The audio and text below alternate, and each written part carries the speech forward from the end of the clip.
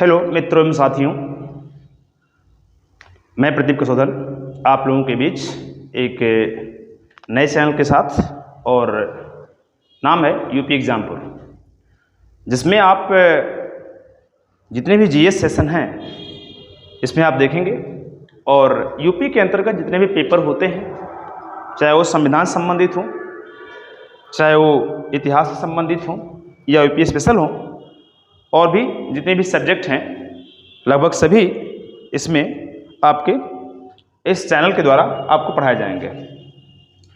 जिसमें अभी तक इसमें जो है मैथ्स के कुछ सेशन चले हैं, लेकिन अब यहाँ जो है हम बात करेंगे आज संविधान की, भारतीय संविधान, इसके विषय में हम कुछ चर्चा करेंगे। और जो आपके पिछले कई वर्षों में जो पेपर में जो क्वेश्चन आए हैं उनको लेकर के हम बात करेंगे, और हर एक क्वेश्चन को विस्तार रूप से क्या किया जाएगा, अध्ययन किया जाएगा, जिसमें जितने भी पॉइंट होंगे, जितने फैक्ट हैं जो पेपर में आपके आए हैं उनको लेकर बात करेंगे। और साथ ही साथ हिस्ट्री के भी सेशन आने वाले हैं, और हमारे जो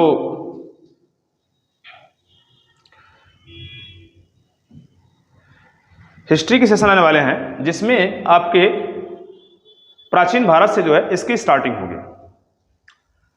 तो आज हम टीजीटी पीएसटी हो या यूपी के कोई भी छोटे बड़े एग्जाम हो, उसमें आप जानते हैं संविधान का अपना एक महत्वपूर्ण भूमिका निभाता है, और यहाँ से भरपूर क्वेश्चन मिलते हैं।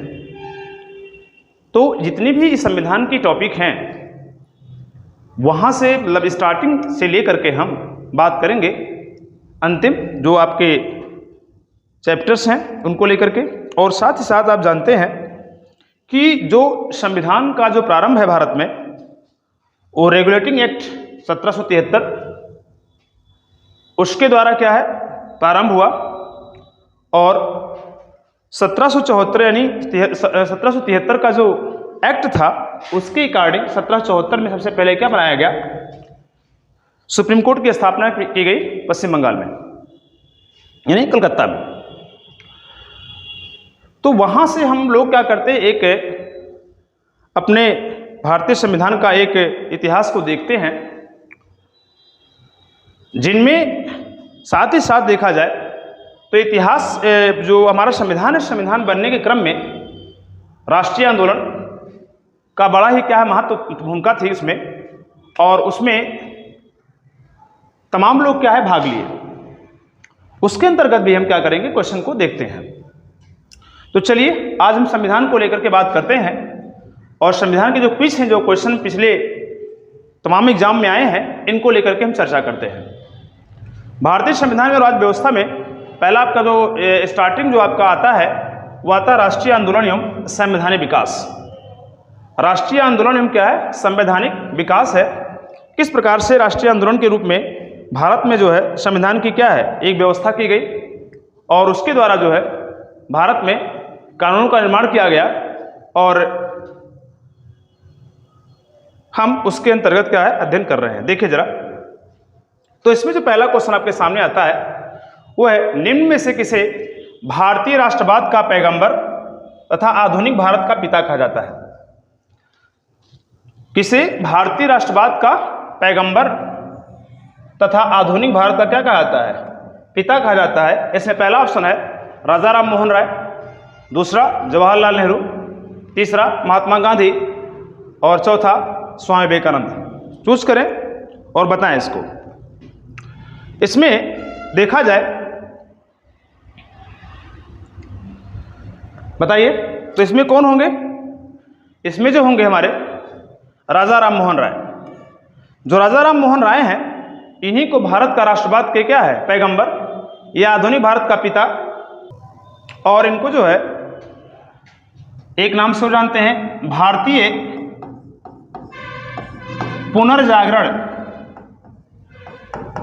भारतीय पुनर्जागरण का पिता भी कहते हैं।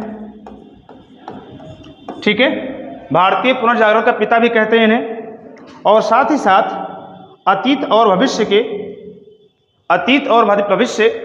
के मध्य सेतु, अतीत और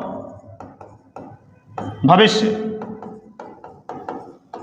के मध्य का सेतु भी कहते हैं, मध्य का सेतु भी कहते हैं। ठीक है, अतीत और भविष्य के मध्य का सेतु कहते हैं। भारतीय पुनर्जागरण का पिता भी कहते हैं, राष्ट्रवाद का पैगंबर भी कहते हैं इन्हें, और आधुनिक पुरुष भी कहा जाता है इन्हें। भारतीय आधुनिक पुरुष कहा जाता है और आधुनिक भारत का पिता भी कहा जाता है। क्या कहा जाता है? आधुनिक भारत का पिता भी कहा जाता है। आधुनिक भारत का पिता, आधुनिक भारत का पिता भी कहते हैं इन्हें। तो ये भी आप इनको इनके इतने नाम से जानते हैं, इनके इतने नाम से भी आप जो है तैयारी करते रहें, क्योंकि इनमें किसी भी नाम से पूछा जा सकता है इन्हें। आधुनिक भारत का पिता लिख लीजिएगा। ठीक है, तो भारतीय राष्ट्रवाद का पैगंबर, भारतीय पुनर्जागरण का पिता, अतीत और भविष्य के मध्य सेतु, आधुनिक भारत का पिता और प्रथम आधुनिक पुरुष भी इन्हें कहा जाता है। और एक नाम से और कह सकते हैं इन्हें युगदूत भी कहा जाता है। युगदूत भी की नाम से भी संज्ञा इनको दी जाती है। तो इतने नामों से जो है राजा राम मोहन राय को क्या किया जाता है? पुकारा जाता है। इसमें जवाहरलाल नेहरू, स्वामी विवेकानंद और महात्मा गांधी का नाम इस रूप में नहीं आता है। चलिए आगे चलते हैं, हम लोग क्वेश्चन को देखते हैं, आते हैं। दूसरा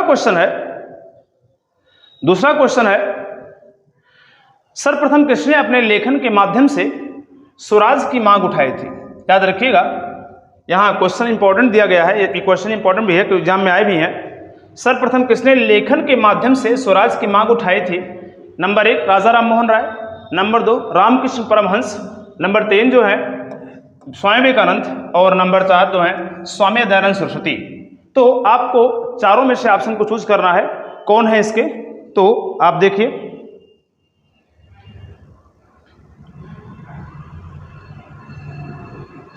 आइए, तो इनके कौन है? स्वराज की मांग किसने उठाई थी?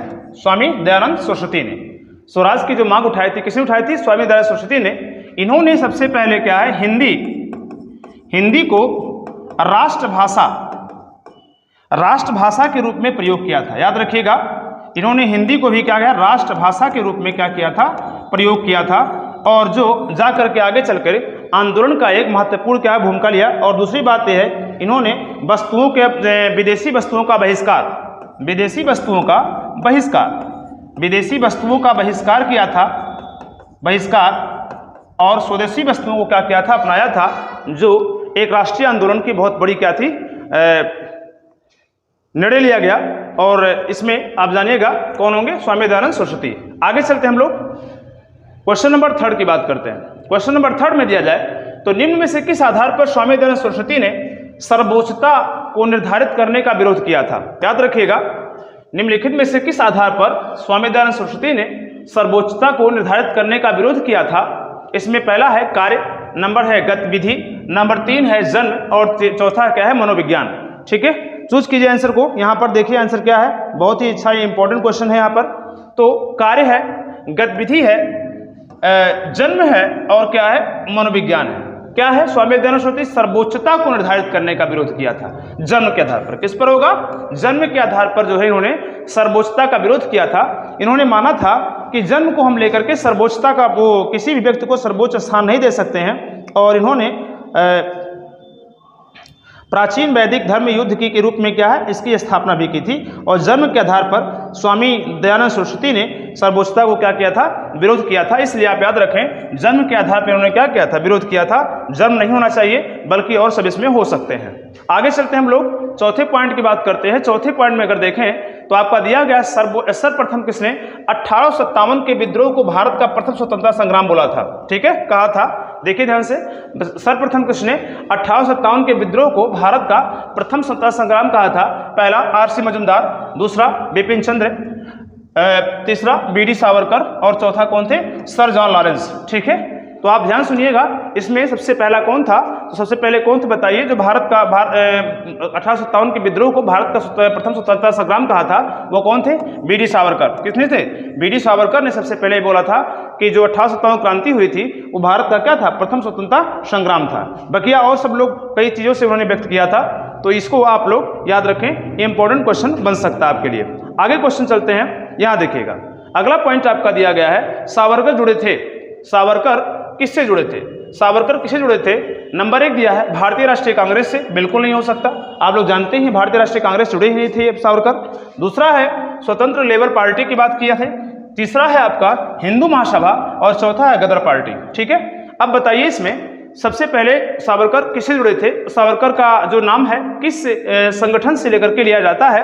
तो इसमें बता दे रहा हूं आप लोगों को, भारतीय राष्ट्रीय कांग्रेस से कभी जुड़े नहीं। दूसरा स्वतंत्र लेबर पार्टी से बिल्कुल नहीं। गदर पार्टी में जानते हैं दादा क्या नाम है, लाला हरदयाल की बात आती है। तो बचा कौन? हिंदू महासभा। हिंदू महासभा से किसने जुड़ा था? सावरकर। सावरकर जुड़े थे जो हिंदू महासभा से जुड़े हुए थे, तो इनका एक संगठन जो था हिंदू महासभा से थे। ठीक है, तो आज आगे चलते हैं हम लोग, अगला क्वेश्चन देखते हैं जो कि इंपॉर्टेंट है, इनको आप नोट करते रहें। आगे चलते हैं, देखिए भारत में प्रतिनिधि सरकार की नींव किस अधिनियम द्वारा पड़ी? बहुत इंपॉर्टेंट पॉइंट है। भारत में प्रतिनिधि सरकार की नींव किस अधिनियम द्वारा पड़ी? बताएं, भारत में प्रतिनिधि सरकार की नींव किस अधिनियम द्वारा पड़ी? नंबर 1 भारतीय परिषद अधिनियम 1882, नंबर 2 भारत सरकार अधिनियम 1935, भारतीय परिषद अधिनियम 1861 और सुरक्षा अधिनियम 1909, सुधार अधिनियम 1909। इन चारों का ऑप्शन दीजिए और चारों में से कौन सही है इनको चूज कीजिए। देखिए भारतीय परिषद अधिनियम 1861 में ही सबसे पहले क्या किया गया था, भारतीयों को शासन में क्या किया गया था? शामिल किया गया था। भारतीयों को क्या किया गया था? शासन में जो है शामिल किया गया था, और इनमें जो है प्रतिनिधि संस्थाओं को क्या किया था? प्रारंभ किया गया था। भारतीय को शामिल करके प्रतिनिधि संस्थाओं को क्या किया था? प्रारंभ किया गया था। तो इसमें जो आपका ऑप्शन होगा वो भारतीय परिषद अधिनियम 1861 होगा, जिसमें भारत में क्या है? प्रतिनिधि सरकार की क्या है? नींव को स्थापित किया गया था, या इसी को जो है अधिनियम भी बोला गया कि भारतीय प्रतिनिधि सरकार की अधिनियम कब पड़ी? तो वो क्या था? 1861 की बात करते हैं। चलिए आगे चलते हैं हम लोग और बात करते हैं किस गवर्नर जनरल के समय, याद रखिएगा, किस गवर्नर जनरल के समय भारत में वर्नाक्यूलर क्या है? एक्ट पारित किया गया था? Number 1 Lord Curzon, Lord Macaulay और लॉर्ड इरविन, लॉर्ड लिटन। ठीक है, ये लॉर्ड देखिए लगा हुआ, लॉर्ड शब्द से ही जानते हैं, ये लोग लॉर्ड लगाते थे, अपने आप को भगवान समझते थे। तो चलिए उस पर चर्चा नहीं करते हैं, डायरेक्टली देखते हैं कि किस गवर्नर जनरल के समय वर्नाक्यूलर एक्ट क्या है पारित किया गया था। वो कौन थे? लॉर्ड कर्जन थे, लॉर्ड मैकाले या लॉर्ड इरविन या लॉर्ड लिटन। ऑप्शन चूज कीजिए और बताएं इसको।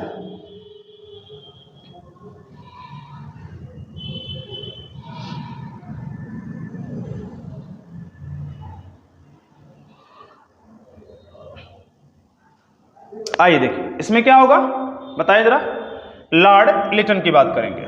इसमें जो है भारत में वर्नाक्यूलर एक्ट जो है पारित करने वाला जो गवर्नर था वो कौन था? लॉर्ड लिटन था, जिसका कार्यकाल जो है 1876 से कितना? 1880।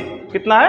1876 से कितना? 1880 इसका जो है कार्यकाल है, जिसने सबसे पहले भारत में जो है सबसे पहले भारत में भारतीय भाषाओं के समाचार पत्रों को क्या है? अंग्रेजी भाषा के समाचार पत्रों को क्या क्या समान माना था। ठीक है, इन्होंने क्या माना था? भारतीय जो भाषाओं के समाचार पत्र हैं उनको जो है क्या नाम है? अंग्रेजी भाषा के समाचार पत्रों के समान माना था, और इन्होंने देसी भाषा प्रेस अधिनियम को रद्द कर दिया था। ठीक है, इसलिए इसे क्या कहते हैं? वर्नाक्यूलर क्या है? क्लियर एक्ट पारित किया, इसे बोला जाता है। तो आप याद रखिएगा, जो 7वां नंबर क्वेश्चन है उसका जो आंसर होगा क्या होगा? लॉर्ड लिटन होगा। आगे चलते हैं। भारतीय राष्ट्रीय कांग्रेस का निर्वाचित प्रथम यूरोपीय अध्यक्ष, बहुत इंपॉर्टेंट पॉइंट है, बहुत ही इंपॉर्टेंट क्वेश्चन भी है, क्योंकि एग्जाम में कई बार पूछा गया है। भारतीय राष्ट्रीय कांग्रेस का निर्वाचित प्रथम यूरोपीय अध्यक्ष कौन था? ए.यू. हुम। अब देखिए ए.यू. हुम जो था ये भारतीय राष्ट्रीय कांग्रेस का स्थापना किया था इन्होंने। ठीक है, ए.यू. हुम जो था ये क्या था? भारतीय राष्ट्रीय कांग्रेस का स्थापना किया था 1885 में 28 दिसंबर। देखिए यहाँ पर दूसरा है जॉर्ज यूले आता है नाम, तीसरा आता है अल्फ्रेड बेब आता है, और चौथा आता है एनी बेसेंट। जरा बताएं इनमें भारतीय राष्ट्रीय कांग्रेस का निर्वाचित प्रथम यूरोपीय अध्यक्ष कौन था? बताइए जरा। George Yule. कौन था? जॉर्ज यूले था, क्योंकि एयूहूम जो है ये कभी भी अध्यक्ष बने ही नहीं भारतीय राष्ट्रीय कांग्रेस के। इसलिए अगर देखा जाए तो जॉर्ज जो यूले हैं ये पहले भारतीय जो राष्ट्रीय कांग्रेस जो यूरोपीय अध्यक्ष था वो कौन था? जॉर्ज यूले था। एनी बेसेंट बाद में बनी थी, और यहाँ पर अल्फ्रेड बेब इसमें नाम नहीं आता है, तो आप नाम लिखेंगे किसका? जॉर्ज यूले का। आगे चलते हैं अगले पॉइंट की ओर। निम्नलिखित उदारवादी नेताओं में से किसे चांदी की बीड़ा वाला वक्ता कहा गया है? बहुत इंपॉर्टेंट क्वेश्चन है। निम्नलिखित उदारवादी नेताओं में ऐसा कौन सा नेता है जिसे चांदी की बीड़ा वाला वक्ता कहा गया है? चांदी की बीड़ा वाला वक्ता, इस शब्द को थोड़ा याद रखिएगा, चांदी की बीड़ा वाला वक्ता कहा गया। नंबर 1 दादा भाई नौरोजी, नंबर 2 गोपाल कृष्ण गोखले, नंबर 3 मदन मोहन मालवीय, और नंबर 4 MG रानाडे। ठीक है, इन चारों में से बताएं कौन ऐसे व्यक्ति है जिनका नाम चांदी का बीड़ा वाला वक्ता कहा गया है?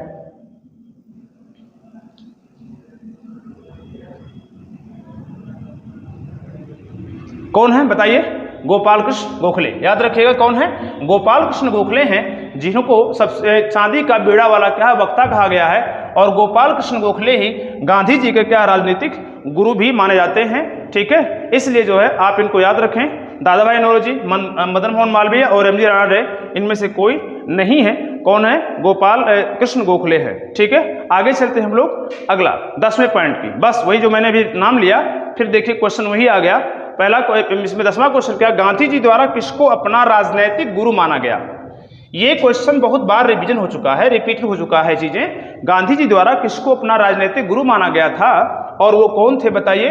गोपाल कृष्ण गोखले। गोपाल कृष्ण गोखले जो हैं ये गांधी जी के राजनीतिक क्या थे? गुरु थे। ठीक है, आगे चलते हम लोग अगले क्वेश्चन की ओर चर्चा करते हैं। देखिए अगला, गोपाल कृष्ण गोखले किस वर्ष अखिल भारतीय राष्ट्रीय कांग्रेस समिति के अध्यक्ष बने थे? बताएं। क्वेश्चन बढ़िया है। गोपाल कृष्ण गोखले किस वर्ष अखिल भारतीय कांग्रेस समिति के अध्यक्ष बने? अखिल भारतीय कांग्रेस समिति के क्या बने? अध्यक्ष बने। कब की बने थे? 1897 में। ठीक है, नंबर बी जो आपका दूसरा है 1905 में, नंबर 3 1907 में, और नंबर 4 क्या? 1924 में। ठीक है, 1897, दूसरा 1905, तीसरा 1907 और चौथा जो है 1924। इसमें कब गोपाल कृष्ण गोखले को अखिल भारतीय कांग्रेस समिति का अध्यक्ष बनाया गया था?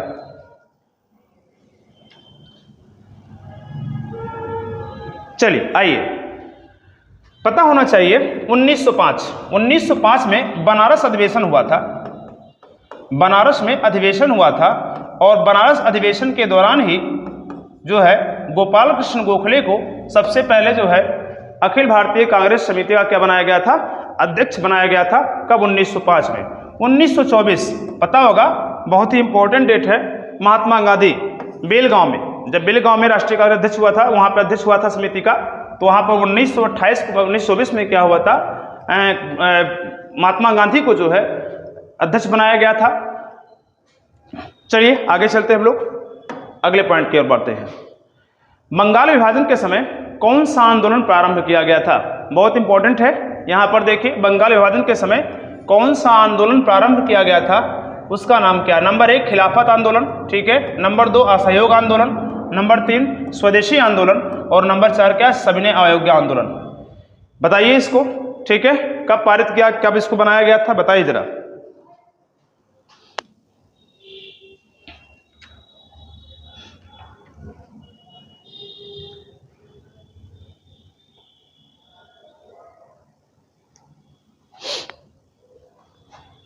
देखिए, असहयोग आंदोलन ये कब आया था? 1920 में। 1920 में क्या आया था बताइए? असहयोग आंदोलन आया था। सविनय अयोग्य आंदोलन, जिसे हम क्या कहते हैं? नमक आंदोलन के भी नाम से जानते हैं, 1930 में इसका स्टार्टिंग किया गया था। महात्मा गांधी ने इसको स्टार्ट किया था। असहयोग आंदोलन भी 1930 में आया था। खिलाफत आंदोलन भी जो है 1919 और 20 के आसपास आया था। ठीक है, जबकि स्वदेशी आंदोलन जो आया था जब बंगाल विभाजन हुआ था, तो इसमें क्या किया गया था? लोगों के हाथों में क्या है? रक्षाबंधन बांधे गए थे, और जो है यहाँ पर आमार सुमार बंगला जो है क्या है? पहला राष्ट्रीय गीत जो है अपनाया गया था, जो क्या नाम है? इनको जो है अपनाया गया था और यहाँ पर गाया गया था। तो ये चीज़ याद रखिएगा, बंगाल विभाजन के समय जो है स्वदेशी आंदोलन क्या है, आया था। सन 1909 के एक्ट को दूसरे किस नाम से पुकारा था? 1909 का एक्ट बड़ा ही प्रचलित है। इसमें पहला है राज्यसभा सुधार बिल, नंबर बी है मार्लियामेंटो सुधार, नंबर सी है मॉन्टेगू चेम्सफोर्ड सुधार और चौथा है होम रूल बिल। ठीक है, इसमें सन 1919 के एक्ट को किस नाम से जाना जाता है? पता ही होगा।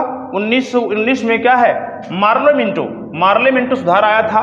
ठीक है, जिसके अंतर्गत जो है पृथक निर्वाचन प्रणाली को क्या किया गया, अपनाया गया था। तो याद रखिएगा इसमें कौन आएगा, मार्लियामेंटो सुधार। आप मॉन्टेगू चेम्सफोर्ड कब आया था? 1919 में आया था। 1919 में आया था, जो कि मॉन्टेगू चेम्सफोर्ड सुधार जो आया था वो कब आया था? 1919 में। Home rule bill, home rule जो आया था ये 1916 के आसपास आया था। याद रखिएगा इसको, 1916 के आसपास। तो यहाँ पर आप याद रखिएगा इस चीज़ को। मेन यहाँ पर आपका है जो क्वेश्चन है, मार्लियामेंटो सुधार को ही हम क्या कहते हैं, 1919 के एक्ट के नाम से क्या जानते हैं। आगे चलते हैं, बंगाल विभाजन कब रद्द किया गया? बंगाल विभाजन कब रद्द किया गया? नंबर 1 है 1911, नंबर 2 है 1906, नंबर 3 है 1907, नंबर 4 है 1924। बताएं, 1911, 1906, 1907 और 1924 कब इसको जो है रद्द किया गया था?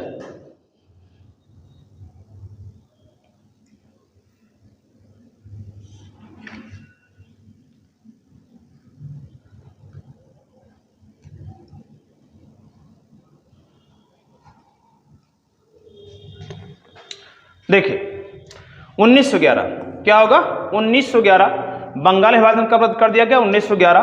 और ये तब किया गया था जब ब्रिटिश सरकार सम्राट जॉर्ज पंचम और महारानी क्या थी, उनके साथ महारानी मैरी, जॉर्ज पंचम और महारानी कौन थी? मैरी थी। जब भारत आई थी तो उस समय जो है एक दिल्ली दरबार लगाया गया था 1911 में, और उसी समय जो है बंगाल विभाजन क्या कर दिया गया था, रद्द कर दिया गया था। तो याद रखिएगा इस चीज़ को, बंगाल विभाजन के समय बंगाल विभाजन रद्द कब कर दिया गया? 1911 में किया गया। ठीक है, आगे आते हैं यहाँ पर। सूची 1 को सूची 2 से सम्मिलित कीजिए और नीचे दिए गए कूट की सहायता से उत्तर छांटिए। देखिए ये कुछ वाक्य हैं जो किसी के द्वारा बोले गए हैं और उनके वाक्य को क्या करना है, मिलाना है, मिलान करना है। देखिए पहला दिया गया है, वेदों की ओर लौटो, वेदों की ओर लौटो। ये कौन दिए हैं? दयानंद सरस्वती। दयानंद किसने दिया? सरस्वती। और ये जानते हैं वेद की ओर बहुत ही ज़्यादा उन्मुख थे और उन्होंने हिंदी को राष्ट्रभाषा भी मान लिया था। ठीक है, और सबसे पहले स्वराज शब्द की जो स्थापना किया था किसने किया था? दयानंद सरस्वती ने ही किया था। दूसरा है दिल्ली चलो, दिल्ली चलो बहुत प्रसिद्ध है। देखिए कौन है? सुभाष चंद्र बोस। सुभाष चंद्र बोस का जो नारा था वो क्या था? दिल्ली चलो। करो या मरो, ये भी आप जानते हैं जब 1942 में जब आंदोलन हुआ था, ठीक है, भारत छोड़ो आंदोलन, तो उस समय महात्मा गांधी ने क्या किया था? करो और मरो का नारा दिया था। तो यहाँ पर आपका जो होगा महात्मा गांधी के साथ जाएंगे हम सी नंबर। और इंकलाब जिंदाबाद आपको पता ही होगा, सबसे पहले अगर कोई दिया है तो किसने दिया है? भगत सिंह। किसने दिया है? भगत सिंह दिया है शब्द को। तो इस प्रकार हम देखें तो ए का दूसरा, बी का पहला, सी का चौथा और डी का तीसरा। तो क्या हो जाएगा बताइए जरा? 2 1 2 1 4 3 2 1 4 3 2 1 4 3 कहाँ है? बी में है। 2 1 4 3 कहाँ है? बी में है, जो आप इसको देख सकते हैं। तो यहाँ पर ये आपका इंपॉर्टेंट क्वेश्चन बन जाता है जो कि शब्द को लेकर के बात की गई है। आगे चलते हैं हम लोग। देखिए निम्नलिखित में से कौन होम रूल लीग से संबंधित थे? बहुत इंपॉर्टेंट क्वेश्चन है। निम्नलिखित में से कौन होम रूल लीग से संबंधित थे? नंबर 1 बाल गंगाधर तिलक, नंबर 2 गोपाल कृष्ण गोखले, नंबर 3 मदन मोहन मालवीय और नंबर 4 MG रानाडे। ठीक है, इसमें आपको क्वेश्चन को देखना है। क्या देखना है इसमें कि होम रूल लीग कब आया था? 1916 में आया था। तो होम रूल लीग से संबंधित कौन थे इसमें? बाल गंगाधर तिलक, गोपाल कृष्ण गोखले, मदन मोहन मालवीय और MG रानाडे।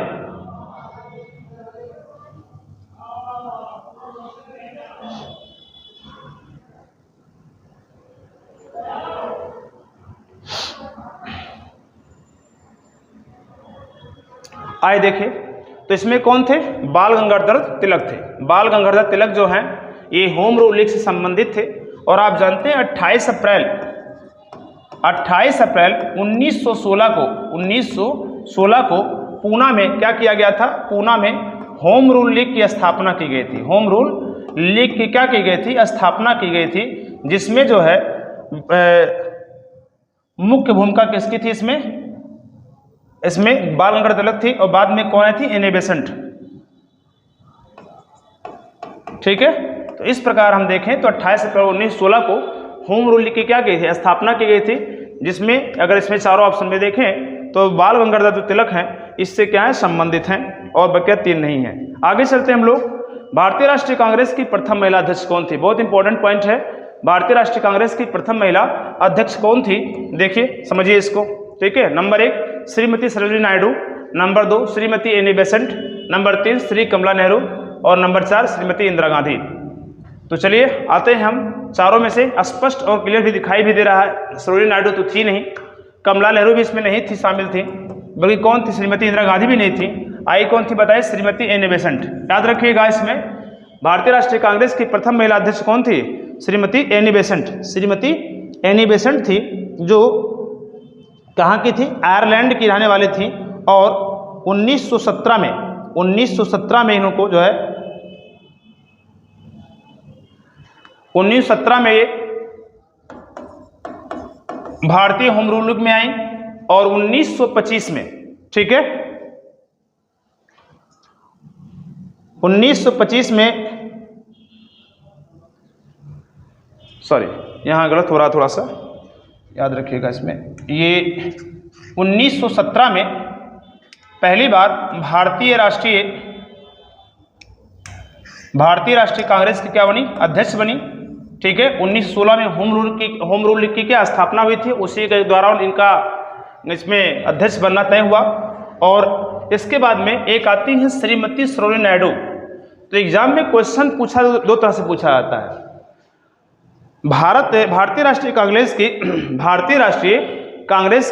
प्रथम भारतीय महिला अध्यक्ष, ठीक है, भारतीय राष्ट्रीय कांग्रेस की प्रथम भारतीय महिला अध्यक्ष की अगर बात करते हैं तो वो कौन है? श्रीमती सरोजिनी नायडू है। ठीक है, श्रीमती सरोजिनी नायडू हैं। जबकि भारतीय राष्ट्रीय कांग्रेस की पहली महिला अध्यक्ष अगर बात करते हैं तो कब वो श्रीमती एनी बेसेंट बात करते हैं। तो जो सरोजिनी नायडू हैं ये 1925 में जो है ये सबसे पहले जो है क्या बनी थी? सबसे पहले जो है ये भारतीय राष्ट्रीय कांग्रेस की महिला अध्यक्ष थी। ठीक है, तो याद रखिएगा भारतीय महिला कौन है? श्रीमती सरोजिनी नायडू है। और भारतीय राष्ट्रीय कांग्रेस की प्रथम महिला अध्यक्ष कौन है? श्रीमती एनी बेसेंट है। क्योंकि ये जो थी ये भारत की नहीं थी, ये जो थी ये कहाँ की थी? ये आयरलैंड की थी। ये पहली आयरिश महिला है जो कि भारतीय राष्ट्रीय कांग्रेस की क्या थी? अध्यक्ष थी 1917 में।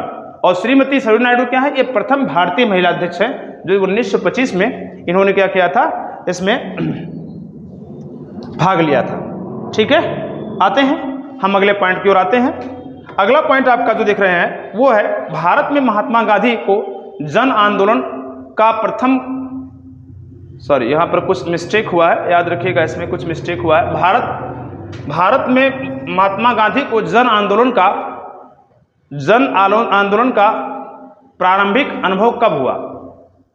यहाँ या प्रथम अनुभव कब हुआ? उल्टा हो गया थोड़ा सा यहाँ पर। ठीक है, भारत में महात्मा गांधी को जन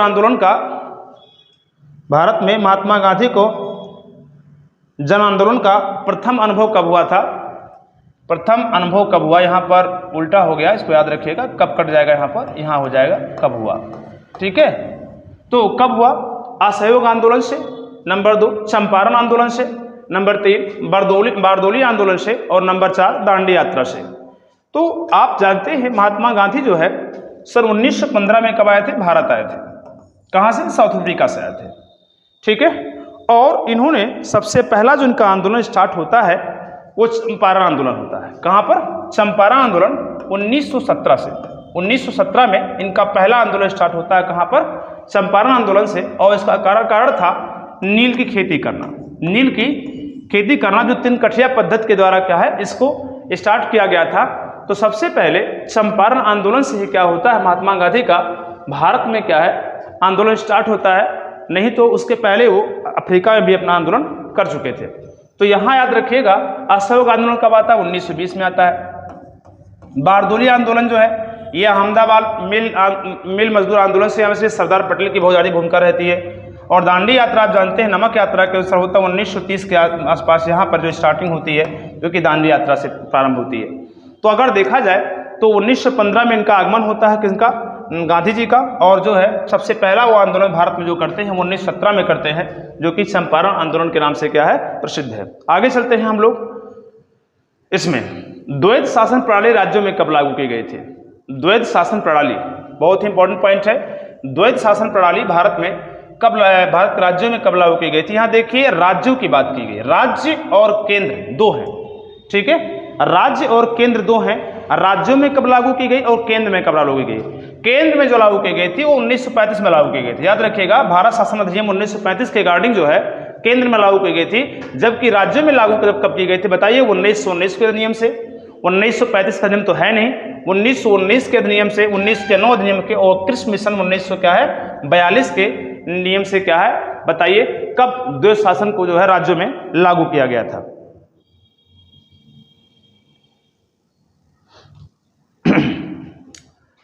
बोलिए, हाँ क्या है बताइए। 1909 तो आएगा नहीं क्योंकि यहाँ पर सांप्रदायिक चुनाव और ये एक सुधार बिल से संबंधित है। इसमें कौन आता है, 1919 आता है।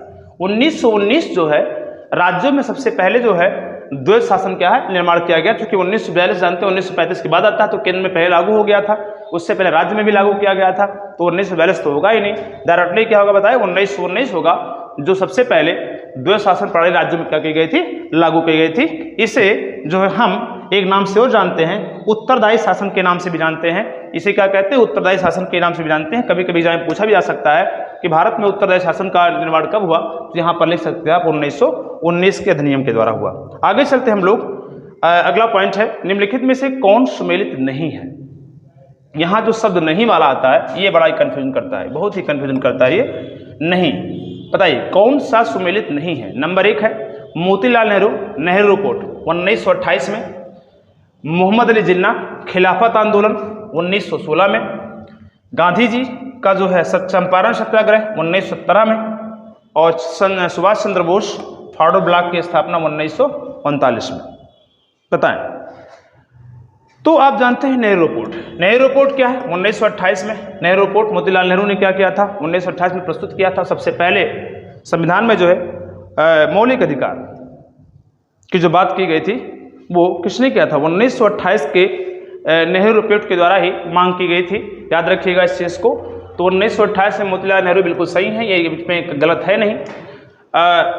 गांधी जी चंपारण सत्याग्रह, इसके पहले बताया मैंने कि 1915 में जब भारत लौटे तो तिनकठिया पद्धति द्वारा जो है पश्चिम बंगाल में कुछ खेती होती थी, जिसके द्वारा क्या थे वहाँ के मजदूर बड़ा ही असंतुष्ट व्यक्त करते थे, बड़े ही असंतुष्ट थे। ऐसी स्थिति में उनको क्या बुलाया गया और सबसे पहले क्या चंपारण सत्याग्रह जो है एक ग्रुप में क्या है उन्होंने सबसे पहला अनुभव किया था, किसने, महात्मा गांधी ने। और सबसे पहला जो उनका भारत में जो अगर सत्याग्रह कोई है तो कौन है, चंपारण सत्याग्रह है। उसके बाद में तमाम सत्याग्रह उन्होंने असहयोग किया, उसके में खिलाफत में किया, फिर उसके बाद में इसमें उधर दांडी यात्रा भी की उन्होंने, और आपके भारत छोड़ो आंदोलन में भी भाग लिया। तो बहुत सारे बड़े बड़े आंदोलन उन्होंने किया था, लेकिन पहला जो आंदोलन था वो चंपारण सत्याग्रह था। और सुभाष चंद्र बोस जो है फॉरवर्ड ब्लॉक की स्थापना किए थे 1939 में। 1938 में ये जानते हैं भारत के जो है राष्ट्रीय कांग्रेस क्या है, राष्ट्रीय कांग्रेस के क्या थे, अध्यक्ष थे, ठीक है, 1938 में, जिसमें महात्मा गांधी ने क्या किया था, इनमें असंतोष जताया था और वो चाहते थे कि दूसरे को बनाया जाए, जिसमें डॉक्टर राजेंद्र प्रसाद को उन्होंने बनाने की बात की थी। लेकिन याद रखिएगा सबसे पहले जो है जब उनको वहाँ से निष्कासित किया गया तो सबसे पहले क्या किया गया था, फॉरवर्ड ब्लॉक की क्या की थी, उन्होंने स्थापना की थी 1939 में। तो इसमें बताइए मोहम्मद अली जिन्ना कभी खिलाफत आंदोलन जुड़े नहीं। इसके अगर देखा जाए तो कौन से महात्मा गांधी थे, जो कि आपका सही कौन होगा बताइए, मोहम्मद अली जिन्ना 1916 में क्या खिलाफत आंदोलन, जो कि क्या गलत है, इसको आप नोट कर लें, ठीक है। तो आगे हम चलते हैं अगले पॉइंट की ओर। तो इसका जो ऑप्शन होगा कौन होगा, ऑप्शन नंबर बी होगा, जो कि आपका सही नहीं है, ठीक है। चलिए आते हैं 21 नंबर क्वेश्चन पे आते हैं। 21 नंबर क्या है, 1919 में जलियांवाला बाग, 1919 में जो जलियांवाला बाग एक हत्याकांड है, बहुत बड़ा हत्याकांड हुआ था जी के, जलियांवाला बाग का जो हत्याकांड हुआ था, इस हत्याकांड की समिति, जांच की समिति गठित की गई थी, वह कौन सी समिति थी बताइए। बहुत ही इंपॉर्टेंट क्वेश्चन है। सबसे पहले जो जलियांवाला बाग हत्याकांड हुआ था उसमें जो जांच की समिति गठित की गई थी उसमें कौन सी समिति का नाम आता है, उसको जरा बताएं।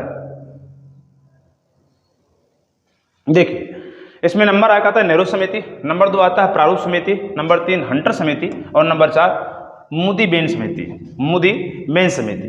देखिए प्रारूप समिति का संबंध जानते हैं आप, डॉक्टर भीमराव अम्बेडकर से है, जिसका अध्यक्ष थे वो, ठीक है। नेहरू समिति नेहरू रिपोर्ट से संबंधित इसका है, जो कि क्या नाम है, मोतीलाल नेहरू की बात की जाती है।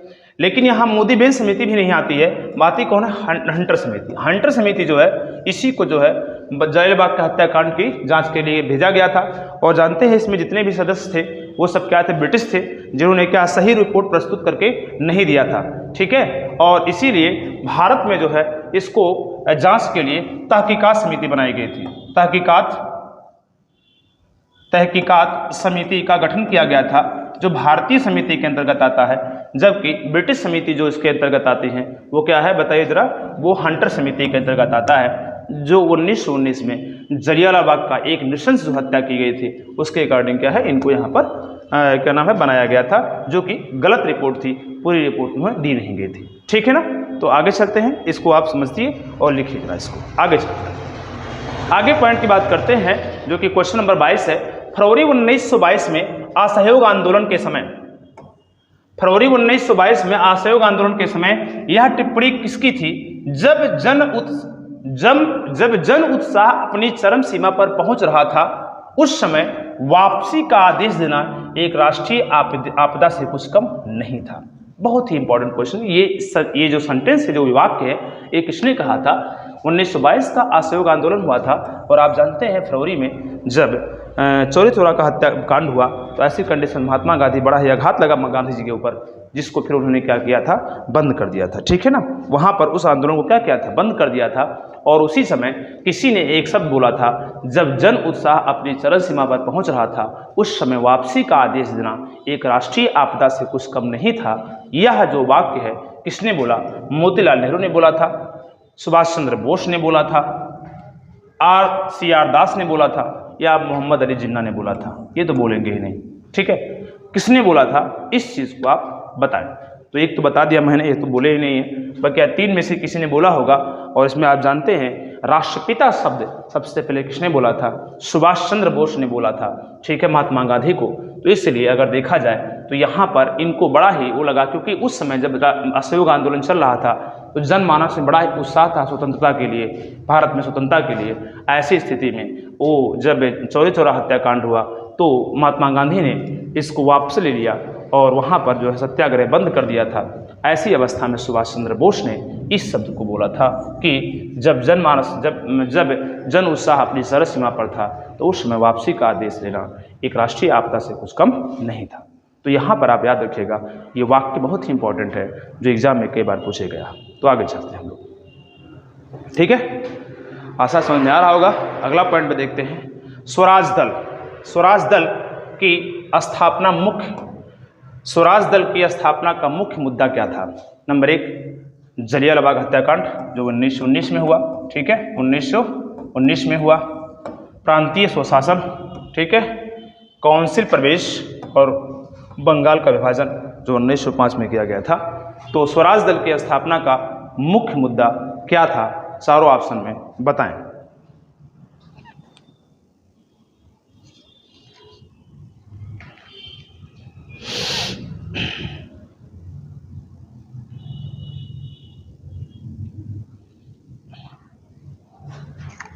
देखिए क्या था, बताइए जरा। स्वराज दल की स्थापना का मुख्य मुद्दा क्या था, काउंसिल प्रवेश था। क्या था, काउंसिल प्रवेश, याद रखिएगा। काउंसिल में प्रवेश करना स्वराज दल की क्या स्थापना का मुख्य मुद्दा था, जो कि इसका ऑप्शन क्या होगा, सही होगा। इनको आप याद रखें। आगे चलते हैं। महात्मा गांधी कब भारतीय राष्ट्रीय कांग्रेस के अध्यक्ष बने? इसकी चर्चा मैं कर चुका हूँ, लेकिन एक बार फिर से देख लीजिए। यहाँ पर देखिएगा, नंबर 1 दिया 1923 में, नंबर 2 दिया है 1924 में, नंबर 3 दिया है 1925 में और नंबर 4 दिया है 1926 में। बताएं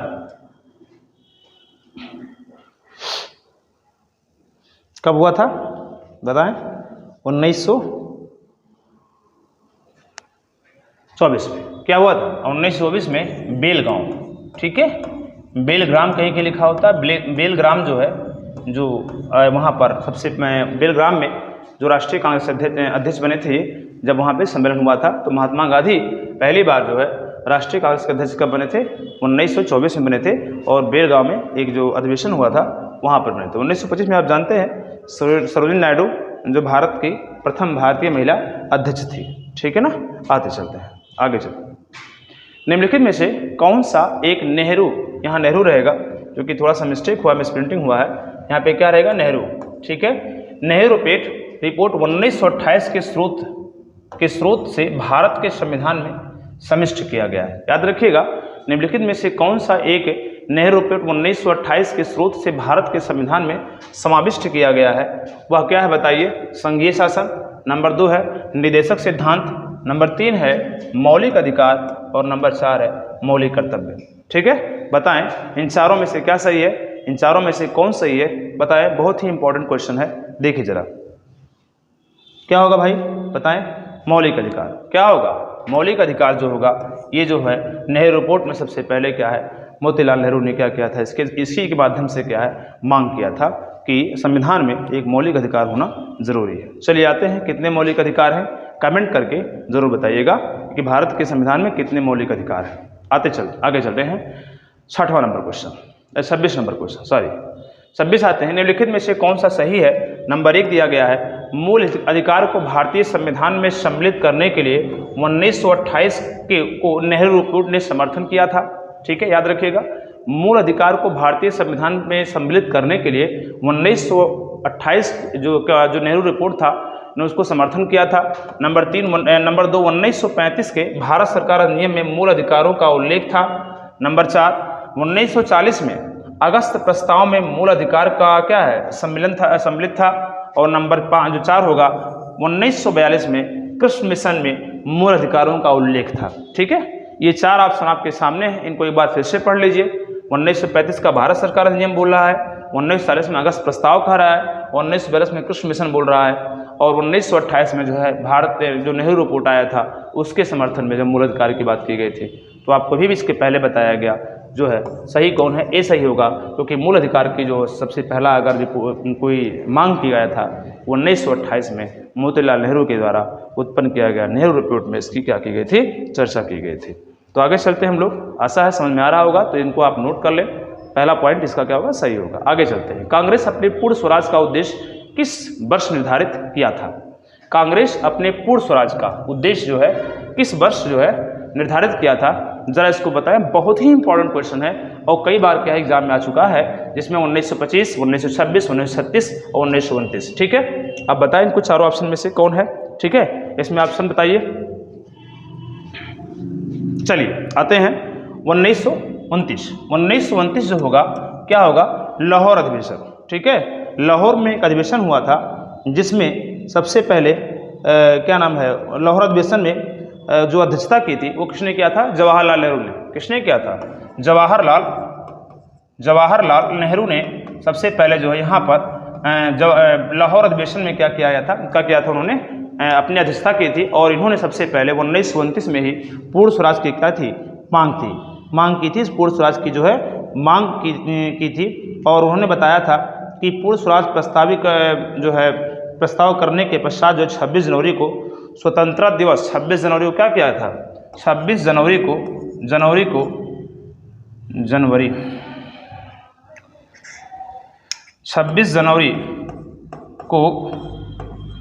स्वतंत्रता दिवस मनाने को बात कही थी, जो कि 1929 में जो है लाहौर अधिवेशन में इन्होंने पूर्ण स्वराज क्या गया था, मांग किया था। तो इसको आप जाने रखें, जो कि इंपॉर्टेंट है, क्वेश्चन बहुत बार एग्जाम में पूछा गया है। अगला देखिएगा 28 नंबर क्वेश्चन, नमक कानून तोड़ने के लिए गांधी जी ने प्रसिद्ध दांडी यात्रा कब प्रारंभ की थी? नमक कानून को तोड़ने के लिए प्रसिद्ध दांडी यात्रा कब प्रारंभ की थी? 26 फरवरी 1929 को, 12 मार्च 1930 को, 31 दिसंबर 1930 को और 2 अक्टूबर 1930 को। देखिए पहली बात याद रखिए कि 1929 में तो आए नहीं थे दांडी यात्रा को लेकर के, 1930 में है तो निश्चित है एक तो ऑप्शन गलत है। इसमें 3 ऑप्शन में से कोई एक ऑप्शन सही होगा, जिसमें आप बताएं कौन सा ऑप्शन इसमें सही है।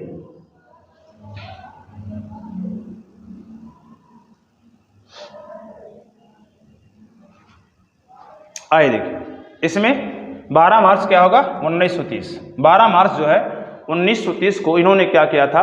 78 अनुयायियों के साथ जो है इन्होंने सबसे पहले जो है दांडी यात्रा क्या थी? स्टार्ट की थी, प्रारंभ की थी। 78 अनुयायियों के साथ क्या थी? इन्होंने प्रारंभ किया था और ये 24 दिनों की लंबी यात्रा के पश्चात 6 अप्रैल 1930 को 6 अप्रैल 1930 को जो है ये कहाँ पहुँचे थे? दांडी पहुँचे थे और वहाँ पर एक मुट्ठी नमक लेकर के क्या किया था? नमक कानून को क्या किया था? उन्होंने तोड़ा था। तो याद रखिएगा, इंपॉर्टेंट पॉइंट है, 12 मार्च 1930 में अपने 78 अनुयायियों के साथ वो जो है दांडी यात्रा प्रारंभ किए थे। ठीक है, आगे चलते हैं। 29 नंबर क्वेश्चन। 29 में क्या है? भारत में एक पृथक स्वतंत्र मुस्लिम राज्य, याद रखिएगा, भारत में एक पृथक स्वतंत्र मुस्लिम राज्य के विचार को सर्वप्रथम प्रस्तुत किसने किया था? याद रखिएगा, बहुत इंपॉर्टेंट पॉइंट है। ठीक है, भारत में एक पृथक स्वतंत्र मुस्लिम राज्य के कोई विचार को सर्वप्रथम प्रस्तुत किसने किया था? नंबर 1 मोहम्मद इकबाल ने, नंबर 2 रहमत अली ने, नंबर 3 मोहम्मद अली जिन्ना ने और नंबर 4 सर सैयद अहमद खान ने। किसने इसको सबसे पहले क्या है किया था? बताएं इसको।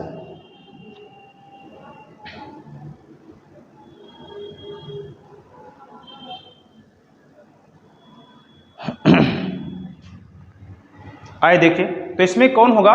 मोहम्मद इकबाल। सबसे पहले कौन आएंगे? मोहम्मद इकबाल। मोहम्मद इकबाल जो है 1930 में इलाहाबाद अधिवेशन में, मोहम्मद इकबाल जो है मुस्लिम लीग का एक अधिवेशन हुआ था एक 1930 में, जो कि इलाहाबाद अधिवेशन के नाम से जानते हैं। और इन्होंने सबसे पहले जो है भारत में एक पृथक स्वतंत्र मुस्लिम राज्य की क्या की थी? विचार को प्रस्तुत किया था। ठीक है, और रहमत अली, देखिए जो रहमत अली का नाम आता है, ये पाकिस्तान जो है शब्द सबसे पहले अगर किसने दिया था, वो किसने दिया था? रहमत अली ने दिया था। पाकिस्तान शब्द का जो है सबसे पहला जो शब्द दिया था, किसने दिया था? बताइए जरा। रहमत अली ने दिया था।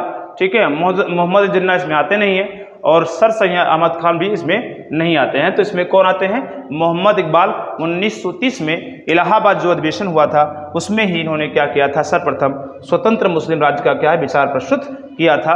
तो ऑप्शन नंबर ए आपका इसमें क्या सही है। आगे आते हैं नंबर 30 में।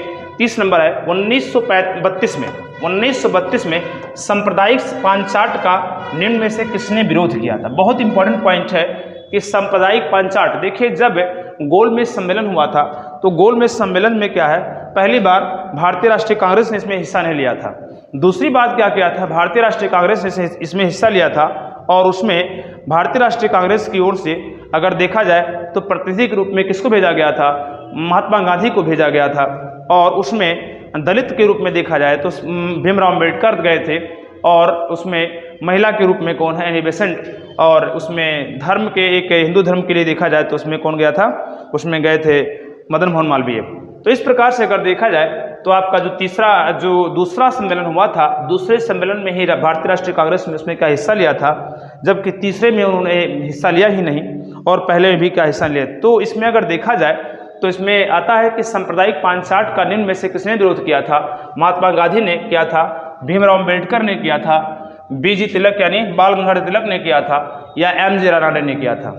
तो एक बात बता दूं हम, बीजी तिलक यानी क्या है? क्या नाम है? बाल गंगाधर तिलक और एम के जो रानडे थे, इनका इससे कोई संबंध नहीं है। अब मतलब इसमें दो बचे, कौन कौन? बी.आर. अम्बेडकर और महात्मा गांधी। एक क्वेश्चन बहुत सारा प्रश्नित आता है एग्जाम में कि ऐसे कौन से व्यक्ति थे जिन्होंने तीनों गोलमेज सम्मेलन में क्या किया था? भाग लिया था।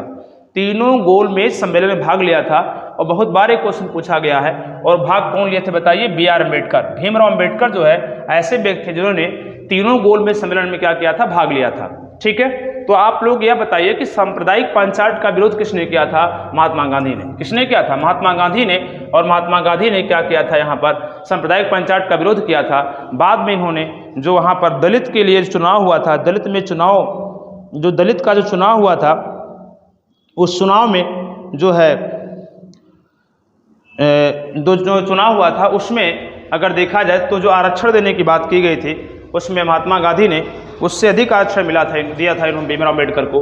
और 1932 में जो है पूना समझौता हुआ था।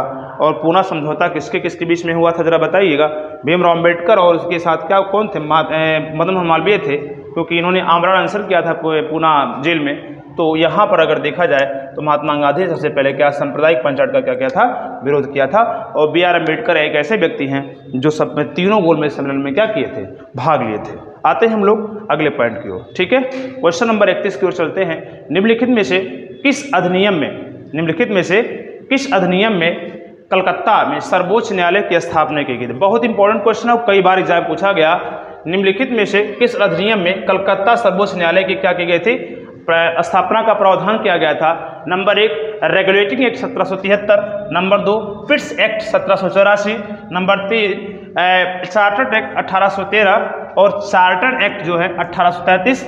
इनमें से ऐसा कौन सा अधिनियम है जिसके द्वारा कलकत्ता में सर्वोच्च न्यायालय की स्थापना की गई थी। और मैंने स्टार्ट करने से पहले ही शिशु बताया था कि भारत का जो संवैधानिक इतिहास की जो बात की जाती है वो 1773 के रेगुलेटिंग एक्ट से की जाती है। और इसी रेगुलेटिंग एक्ट के तहत 1774 में सबसे पहले कलकत्ता में क्या किया गया था, इसकी सर्वोच्च न्यायालय की स्थापना की गई थी। और इसके प्रथम जो न्यायाधीश थे लॉर्ड क्या थे, इम्पे। कौन थे, इम्पे थे, जिसको जो है सबसे पहला जो न्यायाधीश चुना गया था। तो यहाँ पर जो आपका ऑप्शन हुआ कौन होगा, ऑप्शन नंबर ए होगा, जो रेगुलेटरी एक्ट 1773 के अंतर्गत जो है कलकत्ता में सर्वोच्च न्यायालय की स्थापना का क्या किया गया था, प्रावधान किया गया था। आगे चलते हैं, 32 नंबर क्वेश्चन की बात करते हैं। और 32 नंबर में देखा जाए तो सर्वोच्च न्यायालय की स्थापना के संबंध में, याद रखिएगा, सर्वोच्च न्यायालय की स्थापना के संबंध में निम्नलिखित में से कौन सा कथन सही है। कौन सा कथन क्या है, सही है। नंबर 1 दिया गया है, कलकत्ता में सर्वोच्च न्यायालय की स्थापना 1773 के रेगुलेटिंग एक्ट के द्वारा की गई, बिल्कुल सही। ठीक है, कलकत्ता में सर्वोच्च न्यायालय की स्थापना 1773 के रेगुलेटिंग एक्ट द्वारा की गई। और नंबर 2 लेमेस्टर इस न्यायालय के प्रथम मुख्य न्यायाधीश थे। अब आपको क्या बता दें कि लेमेस्टर नहीं थे बल्कि कौन थे, इम्पे नाम आता है। ठीक है, जो कि कलकत्ता सर्वोच्च न्यायालय के सबसे पहले क्या थे, मुख्य न्यायाधीश थे। तो यहाँ पर अगर देखा जाए तो पहला तो ऑप्शन से, लेकिन दूसरा ऑप्शन क्या है, गलत है। तो इसमें बताइए क्या होगा, इसमें आपका ऑप्शन नंबर क्या होगा, 1 होगा, जो इसमें पूछा गया है कि निम्नलिखित में से कौन सा सही है। क्योंकि 1773 के रेगुलेटिंग एक्ट के द्वारा 1774 में जो है सबसे पहले जो है कलकत्ता में सुप्रीम कोर्ट की क्या की गई थी, स्थापना की गई थी। आगे चलते हैं हम लोग, ऐसा समझ में आ रहा होगा। तो इसका ऑप्शन नंबर क्या होगा, 1 होगा। आते चलते हैं, अगला पॉइंट है क्वेश्चन नंबर 33। और ये 50 क्वेश्चन का एक सेशन है। इसी प्रकार से हर एक वीडियो जो आपके संविधान से संबंधित आएंगे वो 50 क्वेश्चन आएंगे। और अगर आपको समझ में आ रहा है तो निश्चित है इसको लाइक करें, शेयर करें और मैक्सिमम लोगों तक पहुंचाने का प्रयास करें। और हमारा एक दूसरा चैनल है प्रदीप क्लासेस के नाम से है, जो कि लगातार उस पर इंटर की जो साइंस की बैच हैं और नीट और जेईई की बैच हैं वो लगातार चल रहे हैं। तो आप यहाँ पर भी यूपी एग्जाम पर भी पढ़िए और वहाँ से साइंस को भी आप अपने अंदर क्या है एब्जॉर्ब कर सकते हैं। तो यहाँ पर आते हैं हम लोग 33 नंबर क्वेश्चन पे। किस अधिनियम के द्वारा ब्रिटिश संसद ने चाय और चीन के साथ व्यापार छोड़कर ईस्ट इंडिया कंपनी के साथ व्यापारिक अधिकार समाप्त कर दिया था। यानी क्या है, चाय और चीन, मतलब चीन के साथ जो चाय का व्यापार चल रहा था उसको छोड़ करके बकिया सारे अधिकार क्या ईस्ट इंडिया कंपनी को समाप्त कर दिए गए। पता होना चाहिए कि जब ईस्ट इंडिया कंपनी जो है निर्माण किया गया था सन 1600 में, क्योंकि कहाँ ब्रिटेन में, और जब 1607 या 8 में आकर के भारत पहुंचा था तो उसमें भारत का जो शासक था वो कौन था, जहांगीर था। तो उसके शासनकाल में आकर पहुंचा था। अकबर के बाद जो आया था जहांगीर, उसके अंतर्गत पहुंचा था।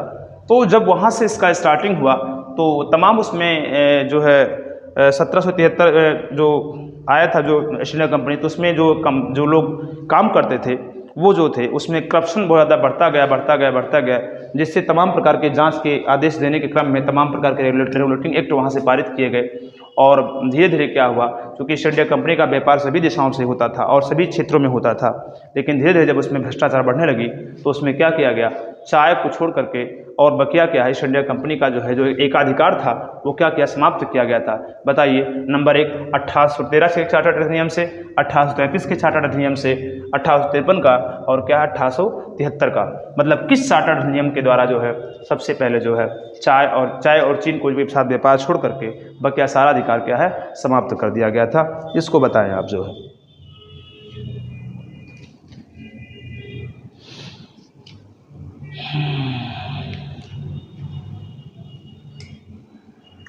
आइए देखिए तो क्या होगा, बताएं इसको।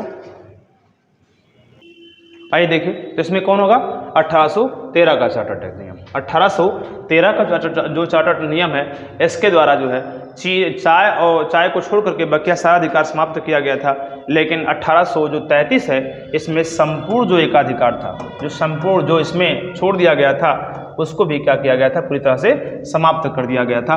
तो संपूर्ण एकाधिकार कब समाप्त किया गया, 1833 का चार्टर्ड अधिनियम एक्ट जो एक्ट आया था, और 1813 में चाय और चीन के साथ जो व्यापार था उसको छोड़ करके बकिया से समाप्त कर दिया गया था। तो आगे चलते हैं, हम लोग आगे चलते हैं, अगले पॉइंट की बात करते हैं। क्वेश्चन नंबर 34 की बात करते हैं। किस अधिनियम ने भारतवासियों को अपने, यहाँ अन पे लिख दिया गया है, अपने लिख दीजिएगा, अपने देश के प्रशासन में कुछ हिस्सा लेना संभव बनाया। ठीक है, किस अधिनियम ने भारतवासियों को अपने देश के प्रशासन में कुछ हिस्सा लेना क्या है, संभव बनाया। नंबर 1 1858 का चार्टर्ड अधिनियम, नंबर 2 1837 का चार्टर्ड अधिनियम, नंबर 3 1853 का चार्टर्ड अधिनियम, और नंबर 4 जो है 1861 का चार्टर्ड अधिनियम। किसके द्वारा जो है अपने देश के प्रशासन में कुछ हिस्सा लेना जो है संभव बनाया था, जिसको आप बताएं। ठीक है, इसमें कौन सा आएगा, बताइए जरा। कुछ हिस्सा की बात अगर करें तो कौन आएगा, 1833 का चार्टर्ड अधिनियम जो आएगा, ये जो होगा इसमें अपने देश में क्या प्रशासन में कुछ हिस्सा लेना क्या है, संभव बनाया था। ठीक है ना, तो इसको आप जो है नोट कर लें। प्रशासन में कुछ भागीदारी है तो क्या आधार बनी थी, कौन बनी थी बताइए, 1833 का जो है चार्टर्ड अधिनियम। आगे चलते हैं हम लोग, अगले क्वेश्चन की बात करते हैं। क्वेश्चन नंबर 35 की बात करते हैं। क्वेश्चन नंबर 35 में अगर देखा जाए तो आपका क्या आता है, राम आता। देखिए, निम्नलिखित में से किस अधिनियम के अंतर्गत भारतीय विधान परिषद की बजट पर बहस करने की शक्ति प्राप्त हुई थी। निम्नलिखित में से किस अधिनियम के अंतर्गत भारतीय विधान परिषद की बजट पर बहस करने की शक्ति प्राप्त हुई थी।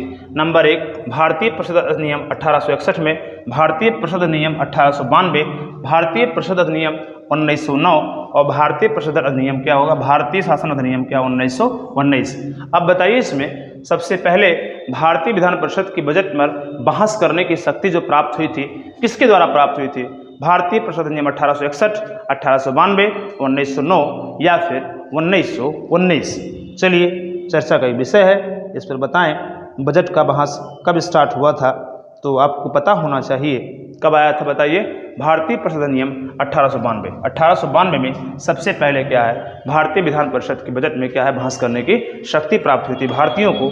ठीक है, उसके बाद में यहाँ से ये लोग धीरे धीरे पांव पसारना हम लोग क्या प्रारंभ किए थे।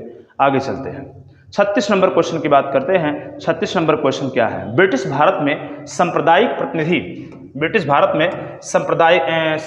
प्रतिनिधि की व्यवस्था निम्नलिखित में से किस अधिनियम द्वारा की गई थी। ठीक है, ब्रिटिश भारत में सांप्रदायिक प्रतिनिधि की व्यवस्था किस अधिनियम द्वारा की गई थी। नंबर 1 भारतीय परिषद अधिनियम 1892, भारतीय परिषद अधिनियम 1909, भारतीय परिषद अधिनियम 1919 और भारतीय शासन अधिनियम 1935। किसके द्वारा जो है भारत में सांप्रदायिक प्रतिनिधि की व्यवस्था निम्नलिखित में से किस अधिनियम द्वारा की गई थी, भारतीय सांप्रदायिक प्रतिनिधि की व्यवस्था, इसको बताएं।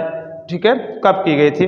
ठीक है, तो यहाँ पर आप जानते हैं 1909, इसको क्या कहते हैं बताइए, मार्ले मिंटो सुधार। क्या बोलते हैं, मार्ले मिंटो सुधार को जो है सबसे, इसी को क्या बोला जाता है बताइए, मार्ले मिंटो सुधार कहा जाता है। और इसी के द्वारा सांप्रदायिक चुनाव सबसे पहले भारत में क्या है, 1919 में किया गया था। इसीलिए सांप्रदायिक प्रतिनिधि की व्यवस्था भी इसी के अंतर्गत मानी जाती है। तो भारतीय परिषद अधिनियम बोला जाए या मार्ले मिंटो सुधार कहा जाए 1909 में। ये 36 नंबर क्वेश्चन जो आपका, उसका ऑप्शन क्या, नंबर क्या होगा, बी सही होगा। चलिए आगे चलते हैं, आगे की बात करते हैं। क्वेश्चन नंबर 37 की बात करते हैं। निम्नलिखित में से किस अधिनियम ने केंद्र में द्वैध शासन की प्रणाली की बात की? अभी मैंने कुछ देर पहले राज्य में बात किया था, यहाँ पर बात किसकी हो रही है? केंद्र में हो रही है। तो केंद्र में आपको बताया गया था 1935 में। कब आया था? 1935 में केंद्र में द्वैध शासन क्या है स्थापित किया गया था। और आपको पता होगा 19 होता है इसमें क्या था? राज्य में, ठीक है, राज्य में या प्रांतों में सबसे पहले अगर देखा जाए तो 1919 में पारित किया गया था और 1935 में कब किया गया था? केंद्र में किया गया था। तो आगे चलते हैं, जल्दी करें। देखिए 38 नंबर क्वेश्चन की बात करें। भारतीय विधान पालिका प्रथम बार द्विसदनीय बनाई गई। बहुत इंपॉर्टेंट क्वेश्चन है। भारतीय विधान पालिका प्रथम बार द्विसदनीय कब बनाए गए थे? भारतीय परिषद नियम 1892, भारतीय परिषद नियम 1909, भारतीय परिषद नियम 1919 और भारतीय शासन अधिनियम 1935। सबसे पहले कब द्विसदनीय व्यवस्था बनाई गई थी? इसको आप बताएं, ठीक है। बहुत ही इंपॉर्टेंट क्वेश्चन है, जो कि ये चीजें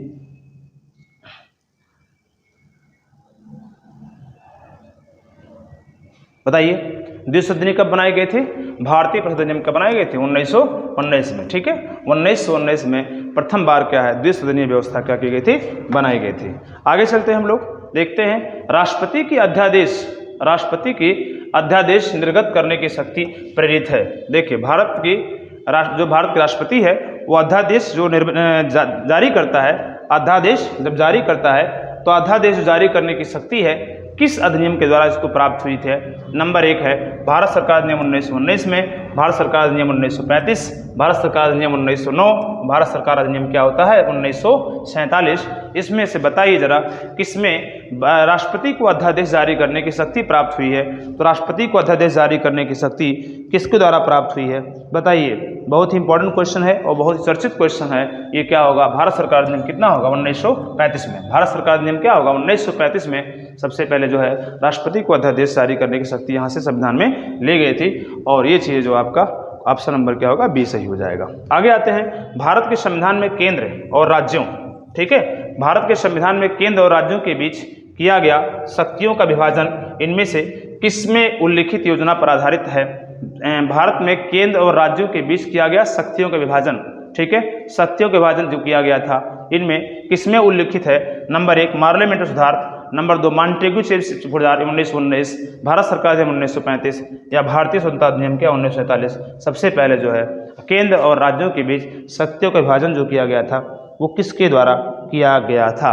तो ये भी आपका जो ऑप्शन होगा, ऑप्शन नंबर क्या होगा? सी हो जाएगा। 1935 के अकॉर्डिंग जो है इसको किया गया था, केंद्र और राज्यों के बीच शक्तियों का विभाजन किया गया था। तो आगे चलते हैं हम लोग नए क्वेश्चन की ओर।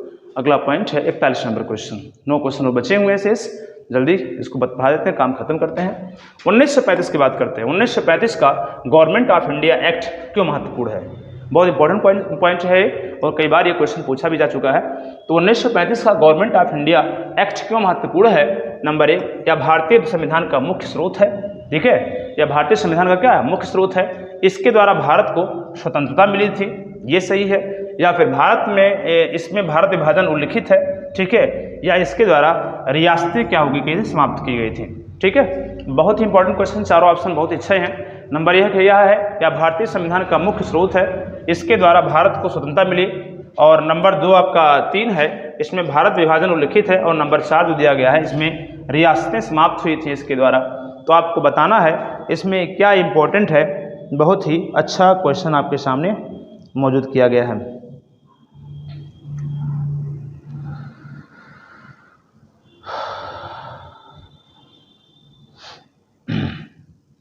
आइए, तो ये क्या है? भारत का मुख्य स्रोत है। संविधान का क्या? भारत का मुख्य स्रोत है।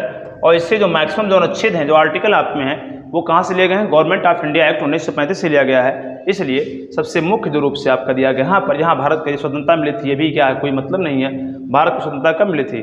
भारत की स्वतंत्रता देखा जाए तो वहाँ पर कैबिनेट मिशन कब आया था? 1946 में आया था। और उसके बाद स्वतंत्रता की बात सबसे पहले की गई थी। और देखा जाए उसके बाद में माउंटबेटन योजना आई 1947 में, जो कि वहाँ से उसके बाद जो है स्वतंत्रता प्राप्त हुई थी। तो यहाँ पर 1935 का इसमें कोई योगदान नहीं है। और भारत का उल्लेख इसमें भारत विभाजन उल्लिखित है? बिल्कुल नहीं। और इसके द्वारा रियासतें समाप्त हुई? बिल्कुल नहीं। स्वतंत्रता प्राप्ति के बाद जो रियासतें जो है भारत में धीरे क्या समाप्त हुई हैं। तो चलिए लिखिए, इसका जो पहला ऑप्शन क्या होगा? पहला नंबर होगा, भारतीय संविधान का मुख्य स्रोत है ये। अगला देखते हैं 42 नंबर, किस अधिनियम के फलस्वरूप बर्मा भारत से अलग हुआ? बहुत इंपॉर्टेंट क्वेश्चन है, ये भी क्वेश्चन एग्जाम में कई बार पूछा गया है। तो देखिए जरा, बर्मा भारत से अलग कब हुआ था? पार्लियामेंट सुधार 1919 में, मॉन्टेग्यू चेम्सफोर्ड सुधार अधिनियम 1919, और भारत सरकार अधिनियम 1935 और भारतीय स्वतंत्रता अधिनियम 1947। बिल्कुल नहीं यहाँ पर होगा, आप जानते हैं कौन होगा? भारत सरकार अधिनियम 1935। भारत सरकार अधिनियम 1935 से क्या हुआ? बर्मा जो है भारत से क्या हुआ था? अलग हुआ था। इसको आप ऑप्शन नंबर सी सही है।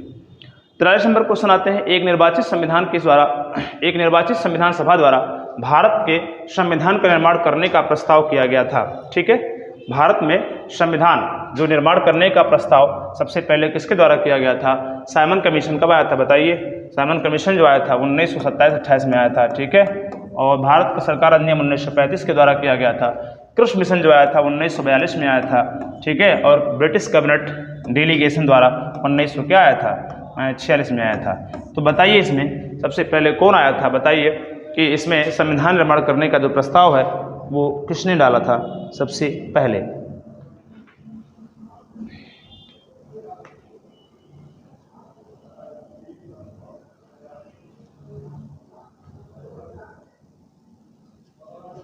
आइए बताएं, इसमें जो होगा कौन आएगा? कृषि मिशन जो 1942 है आपका, इसी के द्वारा ही सबसे पहले जो है एक प्रस्ताव लाया गया था कि भारत में संविधान सभा द्वारा भारत में संविधान निर्माण करने का प्रस्ताव किया गया था।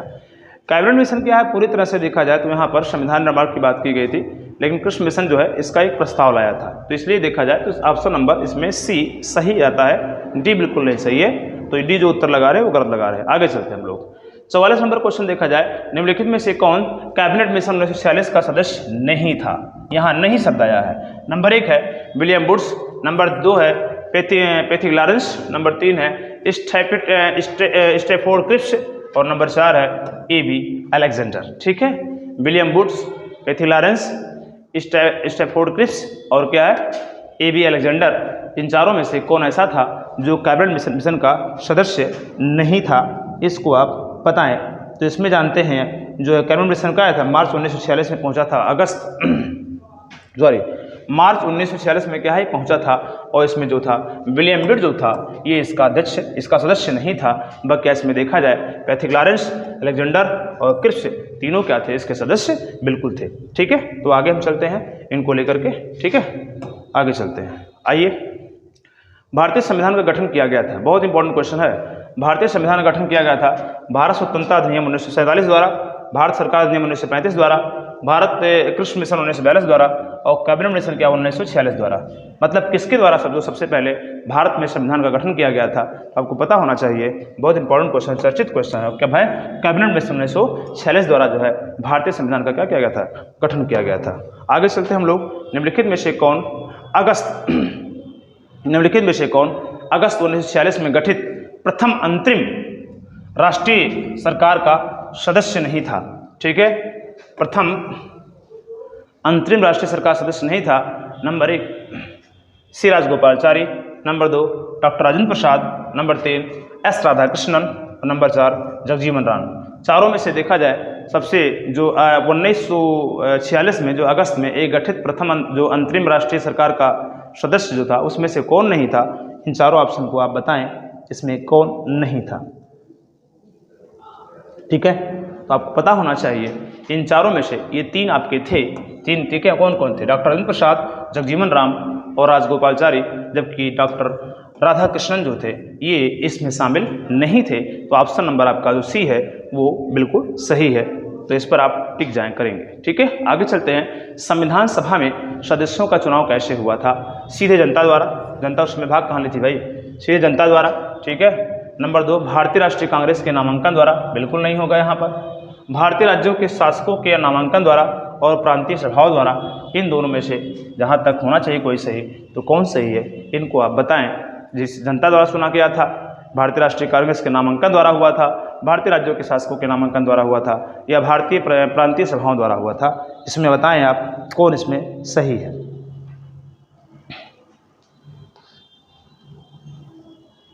ठीक है, कौन होगा? प्रांतीय सभाओं द्वारा, बिल्कुल सही। कौन होगा?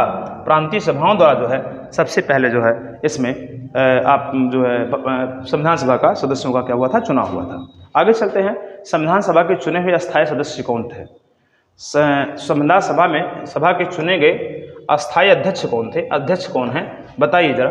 Doctor B R Ambedkar, Sachchidananda Sinha और डॉक्टर राजेंद्र प्रसाद और को जो है राधाकृष्णन। चारों में से बताएं कौन सही है। तो आप अम्बेडकर जानते हैं, प्रारूप समिति के अध्यक्ष थे। कौन थे? प्रारूप समिति के अगर देखा जाए तो अध्यक्ष कौन थे बताइए, जिसमें 7 सदस्यीय एक गठन किया गया था, प्रारूप समिति बनाई गई थी, जिसमें अध्यक्ष कौन था? डॉक्टर भीमराव अम्बेडकर थे और डॉक्टर सच्चिदानंद सिन्हा। देखो 9 दिसंबर 1946 एक डेट महत्वपूर्ण है और 11 दिसंबर 1946 एक डेट महत्वपूर्ण है। ठीक है, तो एक बात याद रखिएगा, सबसे पहले जब कैबिनेट मिशन आया और संविधान सभा बनाने की बात की गई थी तो सबसे बुजुर्ग उसमें देखा जाए डॉक्टर सज्जनानंद सिन्हा थे, जिसको 9 दिसंबर 1946 में इनको अस्थायी सदस्य बनाया गया। अस्थायी क्या बनाया गया था? सदस्य बनाया गया था, सॉरी अस्थायी अध्यक्ष बनाया गया था। किसका? संविधान सभा का, जिसके 2 दिन पश्चात 11 दिसंबर 1946 को अस्थायी अगर देखा जाए अध्यक्ष कौन थे? अस्थायी जो अध्यक्ष थे वो कौन थे बताइए जरा। डॉक्टर राजेंद्र प्रसाद को बनाया गया था, जो बाद में इन्हीं को राष्ट्रपति के रूप में जो है सबसे पहले जब संविधान लागू किया गया, बनाया गया, मतलब 24 जनवरी 1950 में, तो उनको जो है क्या बनाया गया? राष्ट्रपति बना दिया गया। ठीक है, तो आगे चलते हैं। अस्थायी अध्यक्ष देखा जाए तो डॉक्टर राजेंद्र प्रसाद थे और अस्थायी कौन थे? डॉक्टर सदानंद सिन्हा थे। चलिए आगे चलते हैं। 49 नंबर क्वेश्चन देखें अगर, तो भारतीय संविधान सभा के उद्घाटन अधिवेशन की अध्यक्षता किसकी गई थी? भारतीय संविधान की सभा के उद्घाटन अधिवेशन की अध्यक्षता किसके द्वारा की गई थी? डॉक्टर बी आर अम्बेडकर द्वारा, सच्चिदानंद सिन्हा द्वारा, ठीक है, डॉक्टर राजेंद्र प्रसाद द्वारा और पंडित जवाहरलाल नेहरू द्वारा। ये किसके द्वारा किए गए थे ये आप बताएं। ठीक है, बहुत ही इंपॉर्टेंट क्वेश्चन है जिनको लेकर के जो है बात कई बार की जाती है। ठीक है, तो उद्घाटन का मतलब यही हुआ कि सबसे पहले आए कौन थे। तो देखा जाए तो यहाँ पर राजेंद्र प्रसाद जो थे वो कौन थे? अस्थायी अध्यक्ष थे। अस्थायी अध्यक्ष अगर देखा जाए तो कौन थे बताइए? डॉक्टर राजेंद्र प्रसाद थे। जबकि अस्थायी कौन थे बताइए? 9 दिसंबर 1946 को जो बनाया गया था, 9 दिसंबर 1946 में सबसे पहले किसको बनाया गया था? डॉक्टर सदानंद सिन्हा को बनाया गया था, जो अस्थायी अध्यक्षता के रूप में थे। तो इसे ऐसे कंडीशन में उद्घाटन अधिवेशन में अगर देखा जाए तो अध्यक्षता के रूप में अगर देखा जाए तो कौन देखा जाएगा? डॉक्टर सदानंद सिन्हा को देखा जाएगा। 9 दिसंबर 2 दिन बाद इनको बनाया गया था, इसलिए उद्घाटन में इन्हीं का नाम लिया जाएगा। तो ऑप्शन नंबर आपका क्या है? बी सही है। आगे चलते हैं, जो कि आपका आज का लास्ट क्वेश्चन है। और लास्ट क्वेश्चन क्या है? भारत के संविधान का प्रथम अधिवेशन कब प्रारंभ हुआ था? बहुत इंपॉर्टेंट है। भारत के संविधान का प्रथम अधिवेशन कब प्रारंभ हुआ था और कब प्रारंभ हुआ? 10 जून 1946 को, 9 दिसंबर 1946 को, 19 नवंबर 1947 को और 30 जून 1949 को सबसे पहले प्रथम अधिवेशन कब प्रारंभ हुआ था? इसको आप बताएं, जो कि आज का लास्ट क्वेश्चन है। ठीक है,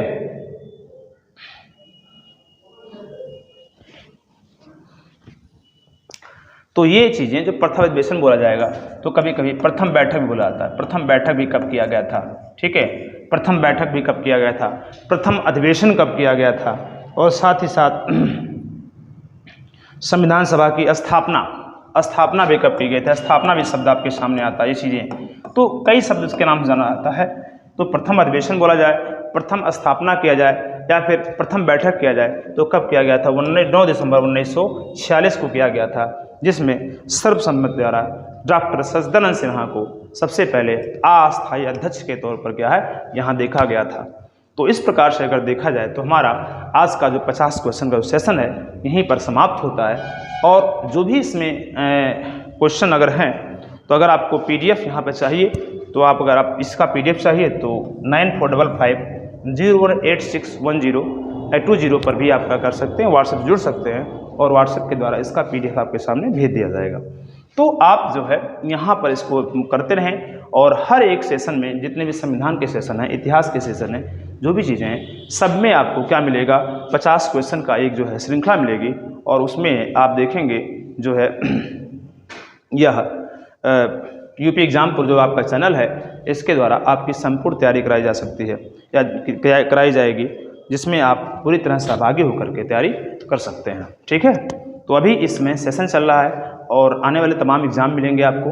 उस एग्ज़ाम के लिए आपका बेटर होगा ये क्लास जो है बहुत ही फ़ायदेमंद होगा, इसलिए आप जुड़ें और जुड़ने के साथ साथ इसका जो है लाभ उठाएं। ठीक है, अगर वीडियो समझ में आ रहा है तो लाइक करें, सब्सक्राइब करें और मैक्सिमम लोगों तक पहुंचाने का प्रयास करें, जिससे अधिक से अधिक लोगों को क्या मिले, लाभ मिल सके। ठीक है, तो इसके लिए आज का क्लास यहीं समाप्त होता है। ठीक है, नेक्स्ट वीडियो में हम लोग फिर से 50 क्वेश्चन फिर जो है एक आगे इसके आगे जो टर्म है, यहाँ भी संवैधानिक इतिहास की थोड़ा बात की गई थी, अब थोड़ा सा आगे और हम बात करेंगे। ठीक है, तो आगे आप जुड़ते रहिए और वीडियो को देखते रहिए। धन्यवाद।